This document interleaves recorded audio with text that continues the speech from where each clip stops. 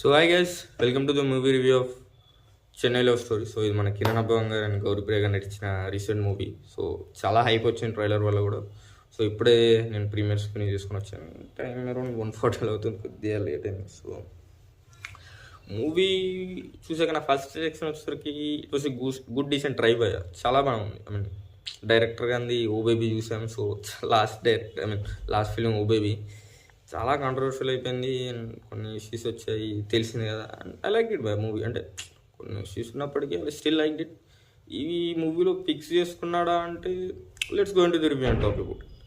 So first వచ్చేసరికి movie plot వచ్చేసరికి okay వద్దు, మళ్ళీ స్పాయిలర్ అయిపోతుంది. ఎందుకంటే ట్రైలర్ డైరెక్టర్ వీళ్ళంతా మూవీ టీం అయితే ఏం చెప్పారంటే ట్రైలర్ కట్ చేసేటప్పుడు చాలా ఇబ్బంది అయింది, అంటే స్పాయిలర్స్ ఇవ్వకుండా ఇది అది అనిపించింది. నాకు కూడా అది అనిపించింది. ఎందుకంటే ఇట్స్ లైక్ నువ్వు ట్రైలర్ చూసి వెళ్తే అక్కడ డిఫరెంట్ ఉంటుంది. నేను అది ట్రైలర్ చూసి అరే ఇది ఉంటుందని ఎక్స్పెక్ట్ చేసి వెళ్ళా, బట్ మూవీలో మాత్రం డిఫరెంట్గా ఉంది. అంటే బాగాలేదని కాదు, బట్ ఇట్స్ డిఫరెంట్.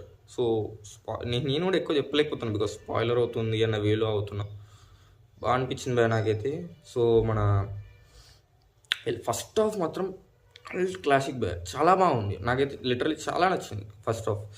ఫన్ యాక్చువల్గా సెకండ్ హాఫ్ ఒకటి నాకు నెగటివ్స్ వచ్చారు. సెకండ్ హాఫ్ ఎందుకు కొద్దిగా డిప్ అయినట్టు అనిపిస్తుంది. ఎందుకంటే నార్మల్గా మీరు నార్మల్ మూవీస్ చూస్తారు, ఈ ఫస్ట్ హాఫ్ అంతా ఫన్తో ప్యాక్ చేసి సెకండ్ హాఫ్ ఒకటి మొత్తం ఎమోషన్తో ప్యాక్ చేస్తుంటారు.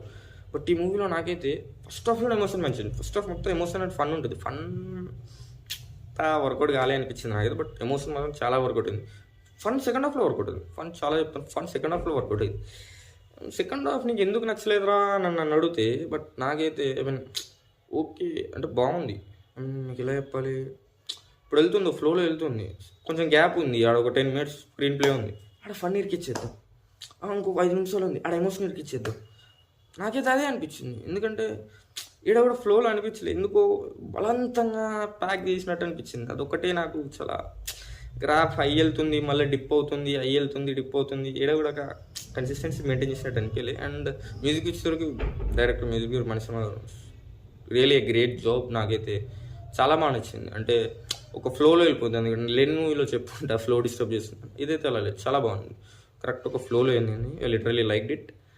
అండ్ మన పర్ఫార్మెన్స్ విషయానికి వచ్చేసరికి కిరణ్ అబ్బవన్ గారు ట్రైడ్ ఇస్ లెవెల్ బెస్ట్, చాలా బాగా ట్రై చేశాడు. బట్ మనకి నాకు ఒక్కరికి ఎలా అనిపించిందో మీ అందరికి ఎలా అనిపించింది తెలియదు, బట్ కామెడీ రోల్స్లో చూసి కామెడీ సీన్స్లో అనిపించినంత బాగా కొన్ని tried is level best. But ఎందుకు ఎమోషన్ సీన్స్లో కొద్దిగా డిప్ అయినట్టు అనిపించింది.